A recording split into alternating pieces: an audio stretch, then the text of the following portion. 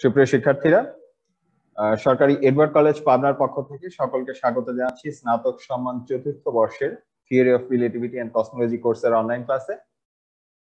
আমাদের এই কোর্সের কোর্স কোড হচ্ছে 242715। আমরা সর্বশেষ পঞ্চম অধ্যায় সম্পর্কে একটি অনলাইন ক্লাস করে এসেছি। আমাদের আজকের লেকচারটি হবে ষষ্ঠ অধ্যায়, যার শিরোনাম হচ্ছে টেন্সের ক্যালকুলাস। আর সর্বশেষ অনলাইন ক্লাসে আমরা হচ্ছে পঞ্চম অধ্যায় সম্পর্কে আলোচনা করেছিলাম, যেখানে আমরা ইউক্লিডিয়ান জ্যামিতি এবং মিনকোস্কি স্পেসের কথা জেনেছি, ইউক্লিডীয় স্থান কাল কাকে বলে সেটি জেনেছি, মিনকোস্কি স্থান কাল কাকে বলে সেটি জেনেছি। এরপরে বিভিন্ন মাত্রার ক্ষেত্রে অপরিবর্তী বিরতি অর্থাৎ যে দূরত্ব সেটি কিভাবে অপরিবর্তিত থাকে বা পরিবর্তিত হয় সেটি দেখেছি।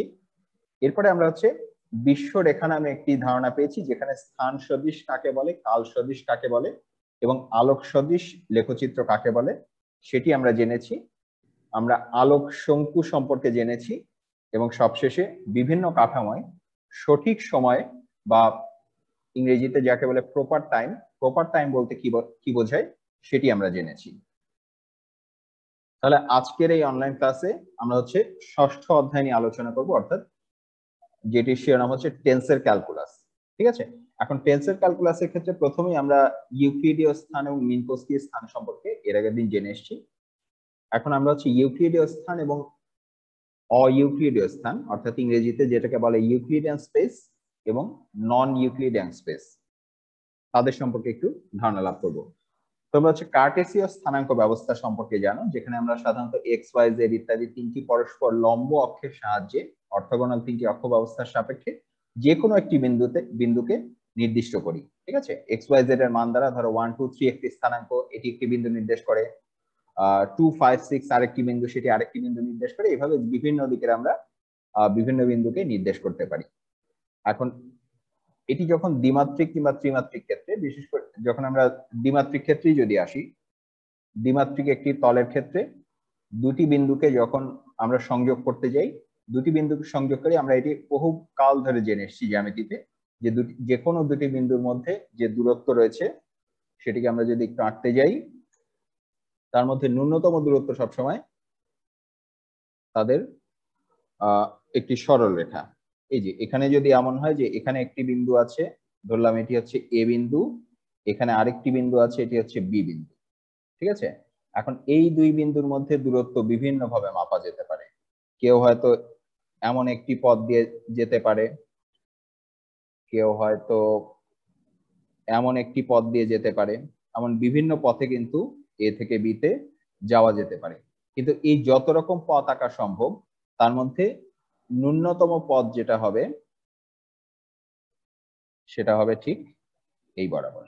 এই যে এ থেকে বিতে আমরা যখন একটা সরল রেখা দ্বারা যুক্ত করব, সেটি কিন্তু এই দুজনের মধ্যে ন্যূনতম পথ। এখন এই কথাটা আমরা বহুদিন ধরে জেনে এসেছি এবং অভ্যস্ত হয়ে এসেছি এবং হিসাব করে এসেছি। এখন এই ঘটনাটা কিন্তু শুধুমাত্র কার্টেসীয় স্থানাঙ্ক ব্যবস্থায় বা ইউক্লিডীয় স্পেস যেটাকে আমরা বলছি সেখানেই সম্ভব। এমন জায়গাও কিন্তু থাকা সম্ভব, এমন স্থানও থাকা সম্ভব যেখানে দুইটি বিন্দুর মধ্যে ন্যূনতম যে দূরত্ব সেটি একটি সরল রেখা না। আবার আমরা আরেকটি ধারণা বহুদিন ধরে পেয়ে এসেছি, যেটি হচ্ছে যে কোনো একটি ত্রিভুজ যখন আমরা আঁকি, ধরা যাক এই হচ্ছে একটি ত্রিভুজ, একটি বাহু, দুইটি বাহু এবং তিনটি বাহু। আমি একটু ব্যাকাতারা ত্রিভুজই আঁকলাম। এখন এদের এই যে কোণগুলি, এদের এই যে বিভিন্ন কোণ রয়েছে, এই কোণগুলোর মান যাই হোক না কেন, এই কোণ, এই কোণ এবং এই কোণ, এই তিনটাকে আমরা যদি যোগ করি, মোট পরিমাণটা কিন্তু সবসময় আমরা রেডিয়ানে মাপলে 2π পাবো, কিংবা ডিগ্রিতে মাপলে হচ্ছে 180 ডিগ্রি পাবো। এটাও কিন্তু শুধুমাত্র সমতলের ক্ষেত্রে। আমরা যেমন একটি কাগজের তল হচ্ছে একটা সমতল, একটি মেঝে হচ্ছে একটি সমতল, একটি টেবিলের উপরিতল হচ্ছে একটি সমতল, এরকম সমতল স্পেস নিয়ে যখন আমরা কথা বলছি তখনই শুধুমাত্র এই যে এই দুটি শর্ত কাজে আসতে পারে। ঠিক আছে, অর্থাৎ শুধুমাত্র সমতলের ক্ষেত্রেই দুটি বিন্দু যে সংযোগকারী ক্ষুদ্রতম যে রেখা সেটা একটা সরল রেখা, এবং ত্রিভুজের তিন কোণের সমষ্টি হচ্ছে 180 ডিগ্রি। এবং আবার আরেকটা জিনিস, এই যে বৃত্তের পরিধি এবং ব্যাসার্ধের যে অনুপাত সেটা হচ্ছে একটা নির্দিষ্ট সংখ্যার সমান। আমরা জানি যে পরিধি আর ব্যাসার্ধের যে অনুপাত সেখান থেকে আমরা পাই। অর্থাৎ এই যে পাই সংখ্যাটি। এখন এই এই কথাগুলি কিন্তু শুধুমাত্র সমতলের ক্ষেত্রে বা ইউক্লিডীয় স্থানের ক্ষেত্রে প্রযোজ্য, সব স্থান কিন্তু ইউক্লিডীয় নয়। যেমন আমরা যখন এই যে পৃথিবীর ত্রিমাত্রিক মানচিত্র যখন দেখি, আমরা যদি একটু দেখি,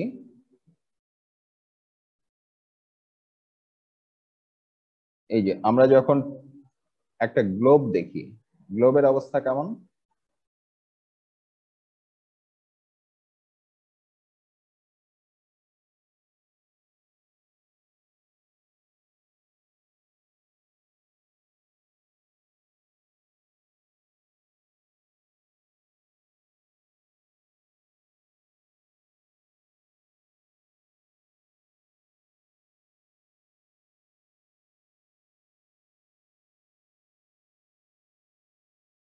আচ্ছা, একটা গ্লোব হচ্ছে একটা ত্রিমাত্রিক গোলকের মতো বা বলের মতো। এর এই যে পেটের উপর দিয়ে গেছে হচ্ছে বিষুব রেখা, এর উপরে এই যে এরকম অনেকগুলো অক্ষরেখা আছে, এরকম অক্ষাংশ আছে, আবার এই বরাবর অনেকগুলো দাগ আছে যাদেরকে আমরা বলি হচ্ছে দ্রাঘিমা রেখা।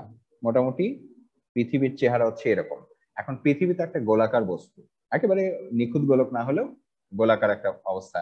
এখন পৃথিবীতে তুমি যখন কোন একটা নির্দিষ্ট বিন্দু থেকে আরেক বিন্দুতে যেতে চাইবা, পৃথিবীর পৃষ্ঠটি যেহেতু সমতল নয়, তখন কিন্তু এই বিন্দু থেকে এই বিন্দুর দূরত্ব যেটা, সেটা কিন্তু আর সরল রেখা হবে না। কেন হবে না? কারণ সে নিজেই অবস্থান করছে একটা বক্র তলের উপরে। ঠিক আছে, এইসব ক্ষেত্রে কিন্তু কোন একটা গোলকের পৃষ্ঠের উপরে যখন খুব কাছাকাছি দুইটা বিন্দু নিতে যাবা, তাদের মধ্যবর্তী যে দূরত্ব, সেই দূরত্বকে আমরা হচ্ছে এই সমীকরণ দ্বারা প্রকাশ করতে পারি। ঠিক আছে, অক্ষাংশ আর দ্রাঘিমাংশ মানে কিন্তু আসলে দুইটা কোণ, কেন্দ্রের সাথে কত ডিগ্রি কোণ উৎপন্ন করবে। ঠিক আছে,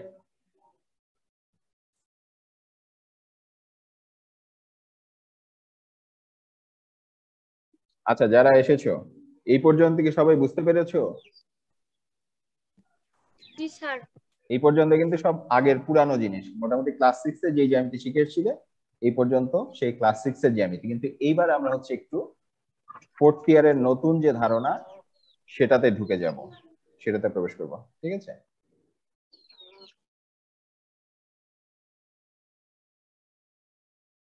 আচ্ছা তাহলে আমরা হচ্ছে দেখলাম যে এই যে গোলীয় তলের উপরে যে ডি স্কোয়ার কিন্তু আর সরাসরি পাচ্ছি না, অনেক ঘুরিয়ে পেঁচিয়ে তারপরে পেতে হচ্ছে।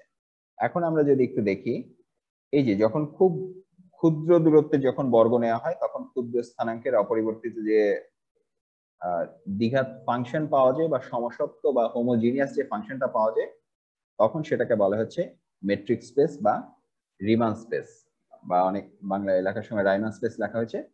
এখন প্রত্যেকটা বিন্দুতে এখানে দেখো, এই যে মেট্রিক মেট্রিক টেন্সরটা আমরা হচ্ছে, আমরা যখন টেন্সরের অধ্যায়টি করেছিলাম চতুর্থ অধ্যায় ভেক্টর এবং টেন্সর, সেখানে একদম শেষ অংশে আমরা হচ্ছে মেট্রিক টেন্সর সম্পর্কে জেনেছিলাম যে দুই রকম মৌলিক টেন্সর আছে। একটা বলা হচ্ছে প্রথম মৌলিক টেন্সর বা মেট্রিক টেন্সর, আরেকটা হচ্ছে দ্বিতীয় মৌলিক টেন্সর। এই যে এটাই হচ্ছে আমাদের মেট্রিক টেন্সর। ঠিক আছে, এখন এই মেট্রিক টেন্সরের যে উপাংশগুলি তখন আমরা যেটা দেখে এসেছিলাম চতুর্থ অধ্যায়, সেটির উপাংশের মাধ্যমে যদি রিমান স্থানে বা রিমান স্পেসে একটা স্থানাঙ্ক ব্যবস্থা আনা হয়, সেটাকে বলা হচ্ছে কার্টেসীয় স্থানাঙ্ক ব্যবস্থা। আর যে স্থানে এটা করা যায় সেটাকে আমরা বলি হচ্ছে ইউক্লিডীয় স্থান বা ইউক্লিডিয়ান স্পেস। ঠিক আছে, তাহলে রিমান স্পেস হচ্ছে সাধারণ একটা স্থান, আর সেই রিমান স্পেসের একটা বিশেষ ক্ষেত্র হচ্ছে ইউক্লিডীয় স্থান যেটা সমতল। ঠিক আছে, নন ইউক্লিডীয় স্থান হচ্ছে ত্রিমাত্রিক স্থানে যদি কোনো দ্বিমাত্রিক তল থাকে, যেরকম যে পৃথিবীর উপরের তলটা হচ্ছে একটা ত্রিমাত্রিক স্থানে একটা দ্বিমাত্রিক তল। তোমার একটা বেলুনের উপরের যে তলটা আছে সেটা একটা দ্বিমাত্রিক তল না, চাদরের মতো একটা অংশ, কিন্তু সেটা স্থান দখল করে আছে ত্রিমাত্রিকে। এটা হচ্ছে একটা নন ইউক্লিডীয় স্থান। এইসব ক্ষেত্রে যখন এই নন ইউক্লিডীয় স্থান নিয়ে যখন আমরা কথা বলছি, সেসব ক্ষেত্রে কার্টেসীয় স্থানাঙ্ক ব্যবস্থা সম্ভব না। এখানে কি কি সমস্যা হবে? এই যে একটু আগে আমরা যে তিনটার কথা বলেছিলাম, এই তিনটা বৈশিষ্ট্য আমরা এখানে পাবো না। কি পাবো না? আমরা হচ্ছে ত্রিভুজের তিনটা কোণের সমষ্টি 180, এটা পাবো না। তারপর হচ্ছে বৃত্তের পরিধি এবং ব্যাসার্ধের যে অনুপাত, সেটা 2 পাই এর সমান হবে না, তার থেকে কম বা বেশি হবে। এবং যখন আমরা দুইটা বিন্দুর দূরত্ব নিতে যাব, সেটা একদম ঠিক সরল রৈখিক হবে না। ঠিক আছে, এগুলো হচ্ছে অইউক্লিডীয় স্থান বা নন ইউক্লিডিয়ান স্পেস। ঠিক আছে, তাহলে এখন আমরা যদি একটু দেখি, এই যে ছবির মাধ্যমে যদি দেখি, দেখো এটা হচ্ছে পৃথিবীর উপরের কোন একটা অংশ, গ্লোবের উপরের একটা অংশ। যদি দেখো এই বিন্দু থেকে এই বিন্দুর যে দূরত্ব, এটা কিন্তু এখন এই যে গোলক বরাবর এটা কিন্তু একটু বাঁকা। এটা যেহেতু গোলক বরাবর, এটাও অল্প একটু বাঁকা, এটা গোলক বরাবর, এটাও অল্প একটু বাঁকা। এরকম একটা গোলকের উপরে তুমি যখন একটা ত্রিভুজ আঁকতে যাবা, সেই ত্রিভুজের কিন্তু তিন কোণের সমষ্টি 180-র চেয়ে বেশি হয়ে যেতে পারে। ঠিক আছে, এটা কোথায় হবে? এটা হবে নন ইউক্লিডিয়ান স্পেসে বা নন অইউক্লিডীয় স্থানে। আবার এখানে এই যে পৃথিবী থেকেই যদি ধরো তুমি একদম এই এই বিন্দুটাকে যদি আমরা হচ্ছে উত্তর মেরু হিসাবে ধরি, এটা হচ্ছে উত্তর মেরু। ঠিক আছে, উত্তর মেরু থেকে তুমি যদি একদম ঠিক 0 ডিগ্রি দাগ বরাবর আসতে থাকো এবং 90 ডিগ্রি অক্ষাংশ বরাবর আসতে থাকো, উত্তর মেরুতে গিয়ে তুমি কিন্তু পাবা এখানে একটা 90 ডিগ্রি, এখানে গিয়ে আবার একটা অক্ষাংশ আর একটা দ্রাঘিমাংশ সবসময় এরকম 90 ডিগ্রিতে ক্রস করে। তাহলে এখানেও তুমি পাবে 90 ডিগ্রি, আবার এখানেও একটা অক্ষাংশ এবং একটা দ্রাঘিমাংশ, এটাও তুমি পাবে ঠিক 90 ডিগ্রি। দেখো এই গ্লোবের উপরে বা বলের উপরে তুমি যখন একটা ত্রিভুজ আঁকতে যাবা, তখন কিন্তু দেখতে পাবে যে এই যে এটাও 90, এটাও 90, এটাও 90, তাহলে সব মিলিয়ে কত হয়ে গেল? সব মিলিয়ে কিন্তু 270 ডিগ্রি হয়ে গেল। ঠিক আছে, এটা এরকম কোন একটা গোলকীয় তলের উপরেই সম্ভব। আবার এই যে এই গোলক বরাবর তুমি যখন ব্যাস নিতে যাবে, এই ব্যাসটা তোমার এখন এরকম একটা বক্র পথ ধরে যেতে হবে, তাহলে এইটা হবে তোমার ব্যাস আর এইটা হবে তোমার পরিধি। এখন এই ক্ষেত্রে কিন্তু পরিধি জাস্ট ব্যাসের দ্বিগুণ। কিন্তু যদি আমরা সাধারণ হিসাবে আসতাম, আমরা কিন্তু পেতাম যে বৃত্তের পরিধি মানে হচ্ছে পাই ইন্টু ব্যাস, বা পরিধি বাই ব্যাসের যে অনুপাত, সেটাকেই আমরা এতদিন পাই হিসাবে পেতাম। এটা কোথায় সম্ভব? এই শর্তটা শুধুমাত্র সমতলের ক্ষেত্রে সম্ভব, বা যেটাকে আমরা বলছি ইউক্লিডিয়ান স্পেস। তো যেসব ক্ষেত্রে এই ঘটনাগুলি হবে না, সেগুলোকে আমরা বলছি অইউক্লিডীয় বা নন ইউক্লিডীয় স্থান। ঠিক আছে, আচ্ছা, এই যে এখানে দেখো তিনটে উদাহরণ আছে। এই যে প্রথমটা যেটা, এটা হচ্ছে একটা সমতল, একটা কাগজের উপরে। ঠিক আছে, এই যে এই অংশটা হচ্ছে একটা কাগজের মতো। এখানে যদি তুমি, যেহেতু সমতলের উপর আঁকা হচ্ছে, এখানে তুমি যদি এই কোণ, এই কোণ এবং এই কোণ, এই তিন কোণের সমষ্টি নাও, এই ক্ষেত্রে তুমি ঠিক 180 ডিগ্রি পাবে। তোমার যদি এরকম এই যে ওই ফুটবলের উপরের যে চামড়াটা আছে বা বেলুনের উপরে যে ক্ষেত্রটা, এরকম একটা গোল মতো যে স্থানে যদি নাও, এইখানে তুমি আবার এই তিনটা মিলে 180 থেকে বেশি পাবে। ঠিক আছে, এই যে এটা হচ্ছে বি এর জন্য, এই যে এই ক্ষেত্রে। ঠিক আছে, আবার যদি উল্টা হয়, এরকম এই ফোলাটা যদি বাইরের দিকে না হয়, এরকম ভিতরের দিকে হয়, তখন কি পাবে? তখন তুমি হচ্ছে এইরকম একটা অবস্থান পাবে। ঠিক আছে, এই ক্ষেত্রে আমার এটা হবে হচ্ছে 180 চাইতে কম। ক্লিয়ার? ধরো এই যে দুইটা পাহাড়ের মধ্যবর্তী যে জায়গা, এরকম একটা পাহাড় আছে, এরকম আরেকটা পাহাড় আছে, এই পাহাড়ের মধ্যবর্তী যে জায়গাটা, এই জায়গাটা অনেকটা এটার মতো দেখতে। ঠিক আছে, এটা ভেতরের দিকে গর্ত। এখানে যদি তুমি যে কোনো দুইটা বিন্দু যে কোনো একটা ত্রিভুজ আঁকতে যাও এই বক্রতলটাতে, সেটা তুমি পাবে হচ্ছে এইভাবে, অর্থাৎ 180 ডিগ্রি চাইতে কম। তাহলে আমরা কি পেলাম? এই যে যখন এই জিনিসটা আমরা পাবো, এটা হচ্ছে আমাদের একটা ইউক্লিডীয় স্থান, এইটা একটা অইউক্লিডীয় স্থান, এইটাও একটা অইউক্লিডীয় স্থান। ঠিক আছে, আচ্ছা, এখন দেখো তুমি যখন একটা গ্রাফ পেপারের উপরে কোন একটা রেখা আঁকবে, গ্রাফ পেপারের চেহারা কেমন হয়?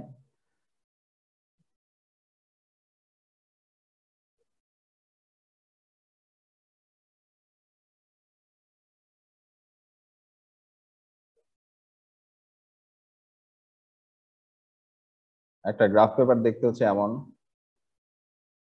তার মধ্যে এক্স এবং ওয়াই অক্ষের দিকে বিভিন্ন দিকে এরকম দাগ কাটা থাকে, তাই তো? মনে করে নাও এটা আপাতত সমান সমান দূরত্বে আছে।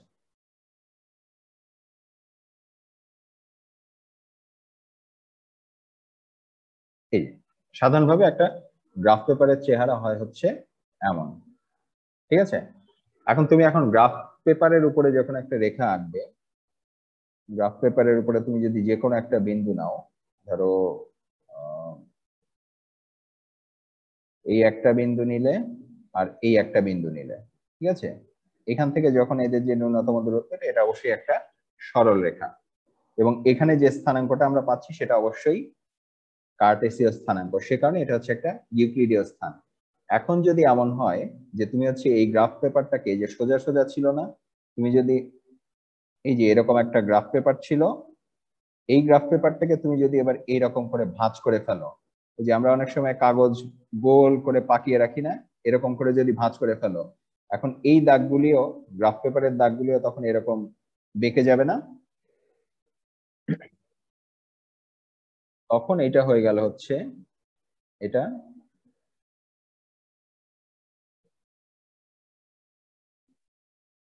এখন এটা তো এখন একটা গ্রাফ পেপারই আছে, ঠিক আছে। এখন এই দ্বিমাত্রিক তলের উপরে তুমি যে রেখাটা এঁকেছিলে, ধরো এই বিন্দু থেকে এই বিন্দু, এখনো তো সেটা এর উপরেই আছে, ঠিক আছে। তাহলে খুব কাছাকাছি যদি, কাছাকাছি দুইটা বিন্দু যদি আমরা নেই, সেই দুইটা বিন্দুর যে দূরত্ব সেটা কিন্তু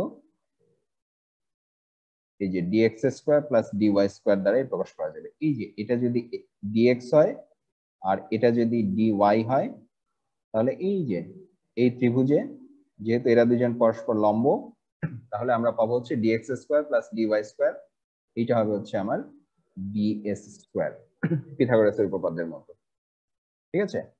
এখন এই যে এখন এটা হচ্ছে এই দ্বিমাত্রিক তলের উপরেই যতক্ষণ তুমি আছো, এটাকে কিন্তু আমরা গোল করে শুধুমাত্র রোল করেছি, আমরা কিন্তু গোল করি নাই, ঠিক আছে।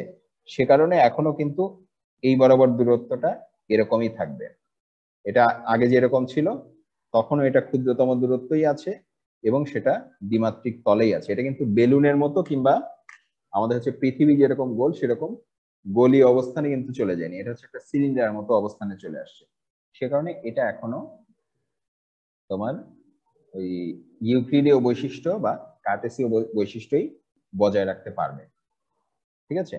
এখন এই যে এখানে যেহেতু আমাদের দুই রকম পদ্ধতি পাচ্ছি, সে কারণে আমাদের কি প্রয়োজন, কোনটা নন ইউক্লিডিয়ান আর কোনটা ইউক্লিডিয়ান সেটা আলাদা করার একটা পদ্ধতি দরকার, ঠিক আছে। দেখো, কাগজটা রোল করে ফেলার পরে আমরা কিন্তু কাগজটাকে বেলুনের মতো করে গোল করি নাই, সে কারণে দেখো এখানে এই যে এরা কিন্তু এখনো কাগজটা গোল, কিন্তু এরা কিন্তু প্রত্যেকের উপরে লম্বই আছে। এই যে পৃথিবীর ক্ষেত্রে যেরকম হয়েছিল যে এই লাইনটা এরকম হয়ে গেছিল, এই লাইনটা এরকম হয়ে গেছিল, এই লাইনটা এরকম হয়ে গেছিল, এরকম কিন্তু আসে নাই, ঠিক আছে। আচ্ছা, তাহলে এখন দেখো,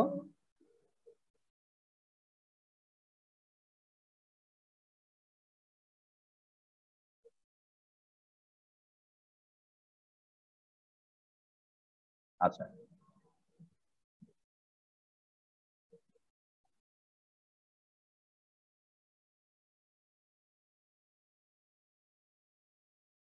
এই পর্যন্ত কি সবাই বুঝতে পেরেছো?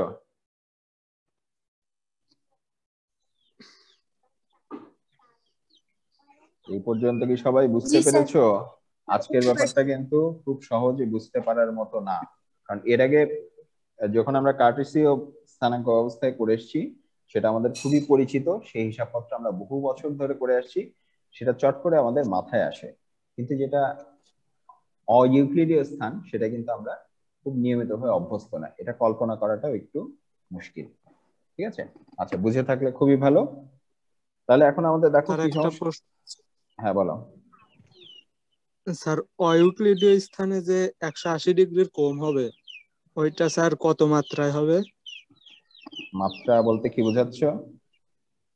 স্যার ওই যে 180 ডিগ্রির বেশি, ওইটা তো 3 মাত্রা। তো 180 ডিগ্রি কম, ওইটা কয় মাত্রিক হবে? ওটাও দুইটার অবস্থা একই।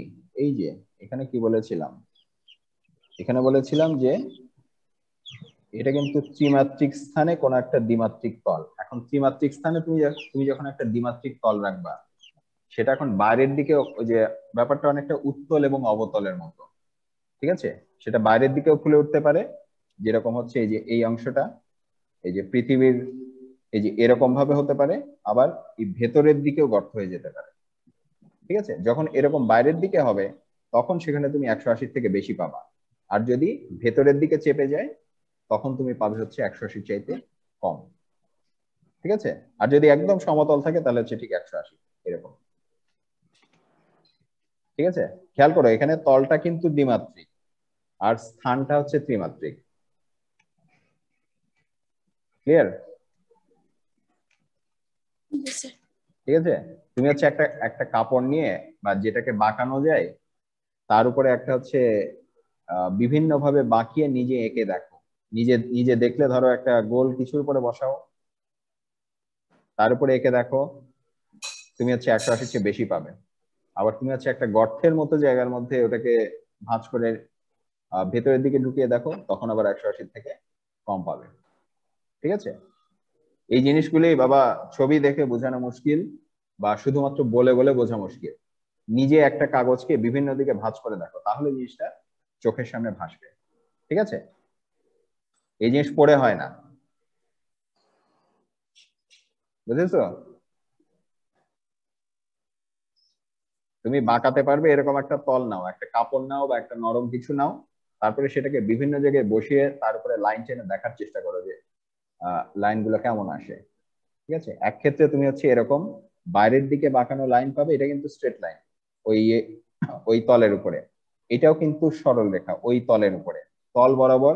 এখন তলটাই যেহেতু বাঁকা, সরল রেখাটাও আমাদের কাছে বাঁকা মনে হচ্ছে, কিন্তু এই দুইটা কিন্তু এর ন্যূনতম দূরত্ব। ঠিক আছে, আচ্ছা এখন আমরা এরপরে দেখবো যে এভাবে ছবি না এঁকে গাণিতিক ভাবে কিভাবে এগুলির পার্থক্য করা যায়। আচ্ছা তাহলে এখন কি কোথায় ছিলাম, এখন আসো তুমি যখন একটা এই উপাংশ বিশিষ্ট কোন একটা বক্ররেখা সবসময় এই দুইটা নিয়ম মেনে চলে। ঠিক আছে,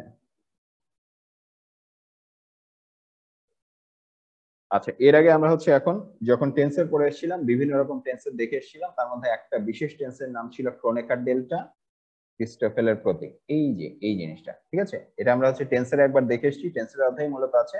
আমরা আজকে যেহেতু আবার ব্যবহার করতে হবে, এটাকে আবার একটু দেখে নেব। সেই ক্রিস্টোফেলের প্রতীক ব্যবহার করে আমরা হচ্ছে ইউক্লিডি এবং মিনকোস্কি স্থানের একটু পার্থক্য দেখব। ঠিক আছে, এখানে দেখো, এখানে এটা হচ্ছে একটা টেন্সরের উপাংশ এবং এই উপাংশ বিশিষ্ট একটা অ্যাফাইন সংযোগ।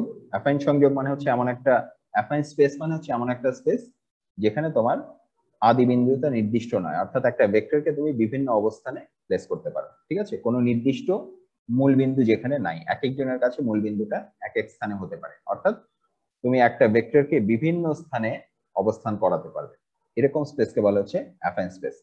এখন একটা অ্যাফাইন স্পেসে কোনো একটা বক্ররেখা বরাবর যদি তুমি একটা ভেক্টরকে স্থানচ্যুত করতে থাকো অর্থাৎ সরাতে থাকো, তখন সেটা হচ্ছে এই রকম কিছু গাণিতিক সম্পর্ক মেনে চলবে। এই গাণিতিক সম্পর্কগুলিকে মূলত ক্রিস্টোফেলের টেন্সর দ্বারা প্রকাশ করা হয়েছে, সেটি আমরা একটু পরে আবার রিভিশন করব। আর এই যে সাধারণভাবে এখানে মূল শর্তটা হচ্ছে তুমি যখন একটা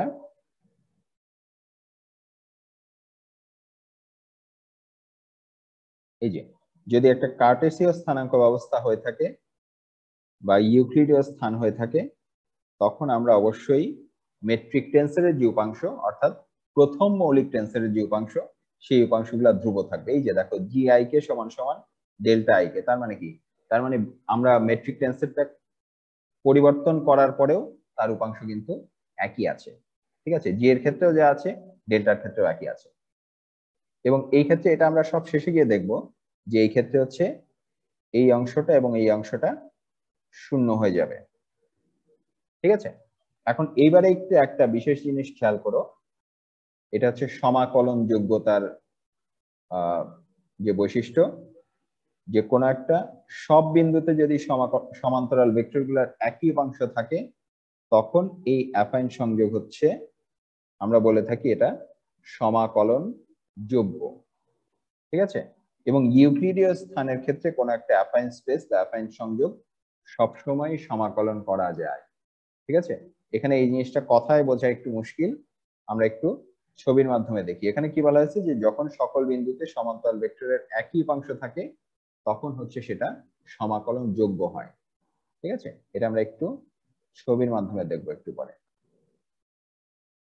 এখন এই যে ইউক্লিডীয় স্থানের যে সংজ্ঞা, ইউক্লিডীয় স্থানের সংজ্ঞা আমরা যদি গাণিতিকভাবে দেখি, গাণিতিকভাবে কি দেখলাম, এই যে এটা হচ্ছে গাণিতিকভাবে ইউক্লিডীয় স্থানের সংজ্ঞা। এই যে এখানে দেখেছিলাম না, কোন একটা ইউক্লিডীয় স্থান যদি হয় তাহলে অবশ্যই মেট্রিক টেন্সরের উপাংশ ধ্রুব থাকবে। এখানে কিন্তু এই কথাটাই আবার বলা হয়েছে যে মেট্রিক টেন্সের উপাংশ ধ্রুব থাকা মানে তুমি যে স্থানাঙ্ক ব্যবস্থাতেই বলো না কেন তাদের মান হচ্ছে সমান। এটা হচ্ছে মেট্রিক টেন্সের ধ্রুবত্ব গাণিতিক ভাবে। তাহলে মেট্রিক টেন্সের যখন ধ্রুব থাকে তখনই সেটা হচ্ছে ইউক্লিডীয় স্থান বা ইউক্লিডীয় স্পেস। এখন সাধারণত চার মাত্রিক আমরা যে মিনকোস্কি স্পেস যেটা আমরা আগের ক্লাসে দেখে এসেছি সেটা কিন্তু সাধারণভাবে ইউক্লিডিয়ান নয়। সেটা যেহেতু ইউক্লিডিয়ান নয় সেই কারণে এখানে একটু দেখো, এখানে তফাৎটা কোথায় হয়, তফাৎটা হয় হচ্ছে এই অংশে। আমরা যখন স্থানিক ব্যবকলন করি বা কোঅর্ডিনেট ডিফারেন্সিয়েশন করি, আমরা যখন ইউক্লিডীয় স্থানে আছি তখন ডি স্কোয়ার হচ্ছে ডিএক্সআই ডিএক্সজে এই অবস্থানে। ঠিক আছে, এখানে খেয়াল করো এখানে কি আছে, এটা কিন্তু টেন্সর ফরম্যাটে লেখা। এখানে টেন্সর ফরম্যাটে লেখা তার অর্থ হচ্ছে এই জিনিসটাকে কিন্তু আবার বড় করা যাবে। বড় করা যাবে মানে কি, এই যে আমরা যখন ডি স্কোয়ার লিখেছি,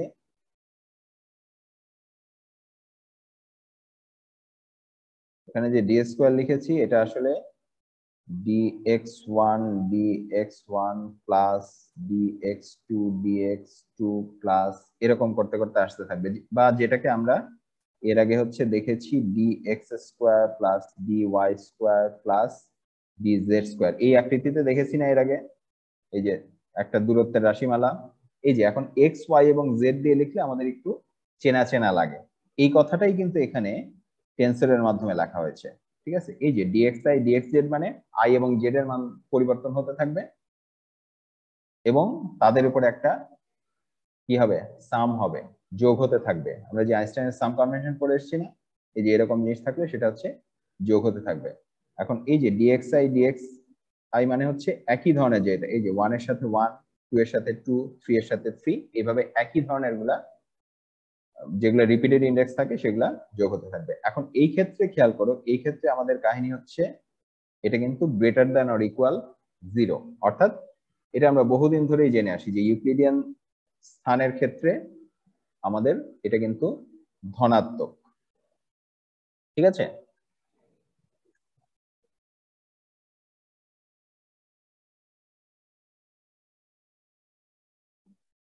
আচ্ছা এখন তাহলে এই যে যখন আমরা হচ্ছে ইউক্লিডীয় স্থানে ছিলাম তখন আমাদের এই দ্বিঘাত আকারটা ছিল ধনাত্মক বা পজিটিভ। এখন মিনকোস্কি স্থানে যখন আমরা আসছি তখন কিন্তু আমাদের এটার অবস্থা হয়ে গেছে এই চেহারার, এটা আমরা এর আগের দিনের ক্লাসে দেখে আসছি। ঠিক আছে, এই যে এখানে কিন্তু দুইটা অংশ আছে, এটা হচ্ছে চতুর্মাত্রিক স্থানের ক্ষেত্রে। এখানে তফাৎটা কোথায় দেখো, তফাৎটা হচ্ছে এটার মান কিন্তু ধনাত্মকও হতে পারে ঋণাত্মকও হতে পারে। ইউক্লিডীয় স্থানে আমার স্থান বা দূরত্ব সবসময় ধনাত্মক, কিন্তু অইউক্লিডীয় স্থানে সেটা কিন্তু অন্যরকম হতে পারে। যখন অন্যরকম হয়, কোনোটাকে আমরা স্থান সদৃশ বলেছি, কোনোটাকে সময় সদৃশ বলেছি, কোনোটাকে কাল সদৃশ বলেছি বিশ্বরেখা অনুসারে, সেটা আমরা এর আগে দেখেছি। আচ্ছা তাহলে এখন দেখো এখানে হচ্ছে যখনই কোন স্থানে হচ্ছে কার্টেসীয় স্থানাঙ্ক ব্যবস্থা প্রবর্তন করা সম্ভব হয়, এবার হচ্ছে আমরা একটু শর্তে ঢুকে যাব যে কি শর্তে কি হয়। কোন স্থানে যখন কার্টেসীয় স্থানাঙ্ক ব্যবস্থা প্রবর্তন করা হয় যেখানে মেট্রিক টেন্সের রূপাংশ হচ্ছে ধ্রুব, তখন ওই স্থানকে আমরা বলবো সমতল। ঠিক আছে, ক্লিয়ার? যদি যেখানে কার্টেসীয় স্থানাঙ্ক প্রবর্তন করা যায় এবং সেই কার্টেসীয় স্থানাঙ্ক ব্যবস্থায় আবার মেট্রিক টেন্সের যে উপাদান সেগুলো হচ্ছে ধ্রুব থাকে, সেই স্থানকে আমরা বলবো হচ্ছে সমতল। এর আগে আমরা হচ্ছে বিভিন্ন রকম তল দেখে আসলাম না, কোনটা সমতল কোনটা বক্রতল।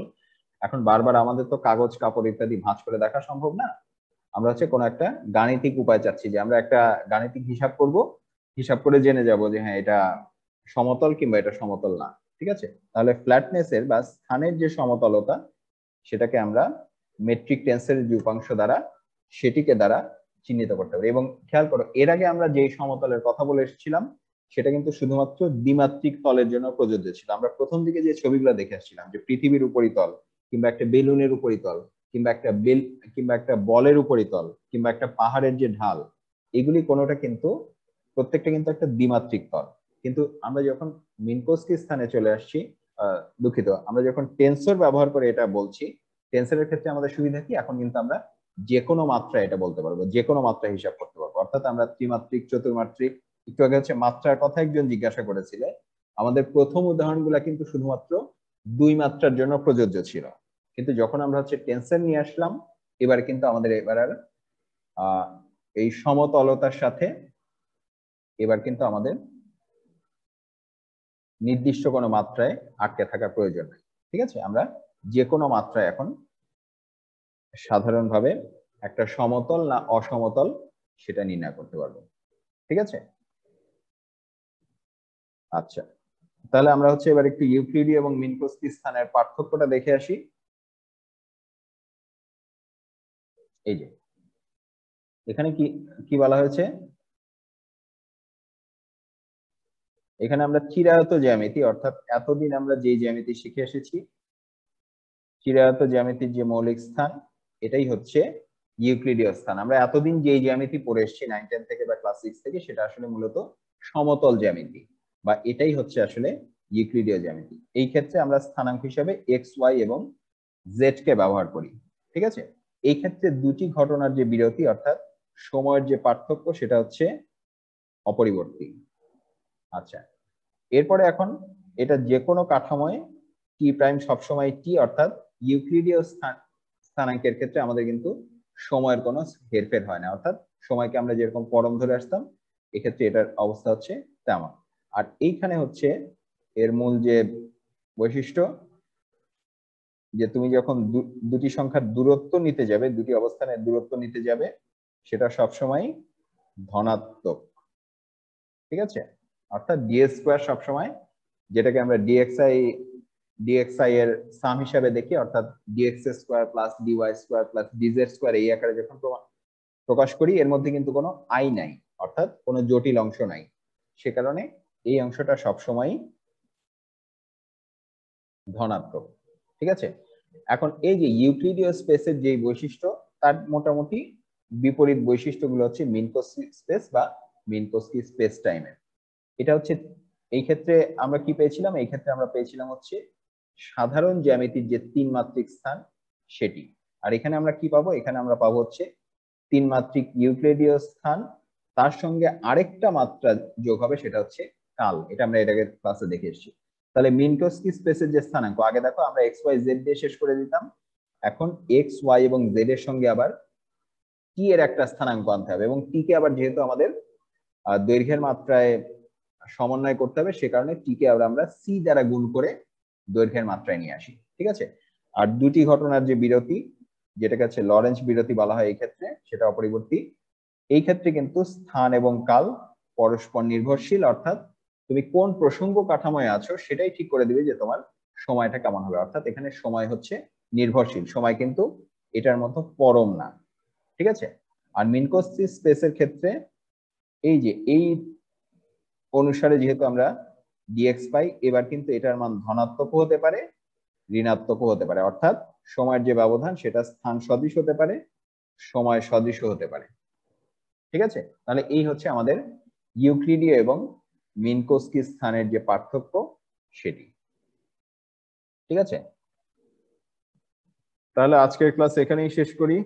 পরবর্তী ক্লাসের আগ পর্যন্ত সবাই ভালো থাকো, নিরাপদে থাকো, সুস্থ থাকো।